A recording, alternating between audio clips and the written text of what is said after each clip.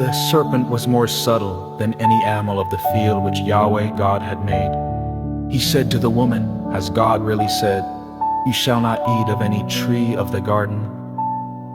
The woman said to the serpent, "We may eat fruit from the trees of the garden, but not the fruit of the tree which is in the middle of the garden. God has said, 'You shall not eat of it, you shall not touch it, lest you die.'" The serpent said to the woman, "You won't really die, for God knows that in the day you eat it, your eyes will be opened, and you will be like God, knowing good and evil."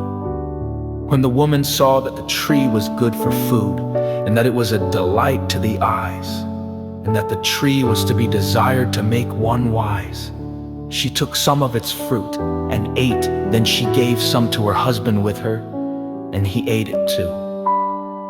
Their eyes were opened, and they both knew that they were naked.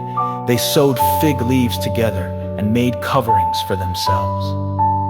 They heard Yahweh God's voice walking in the garden in the cool of the day, and the man and his wife hid themselves from the presence of Yahweh God among the trees of the garden. Yahweh God called to the man and said to him, "Where are you?" The man said, "I heard your voice in the garden, and I was afraid, because I was naked, so I hid myself."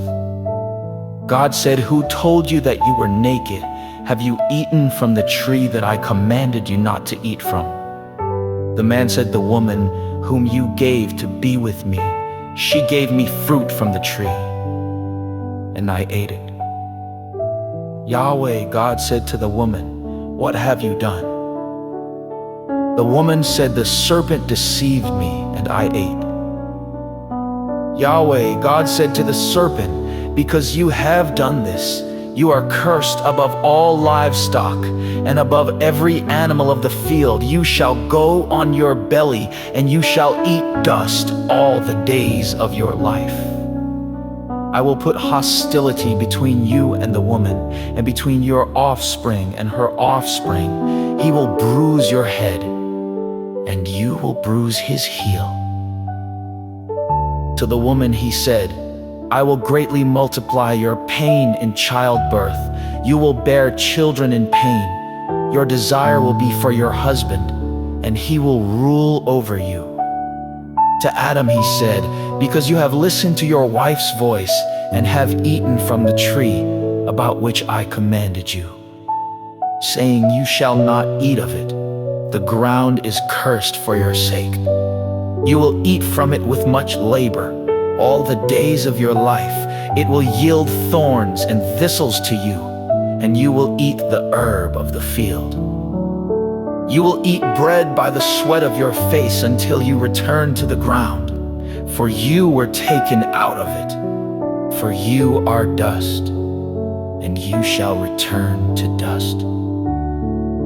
The man called his wife Eve, because she would be the mother of all the living. Yahweh God made garments of animal skins for Adam and for his wife, and clothed them. Yahweh God said, "Behold, the man has become like one of us, knowing good and evil. Now lest he reach out his hand and also take of the tree of life and eat and live forever." Therefore Yahweh God sent him out from the Garden of Eden to till the ground from which he was taken.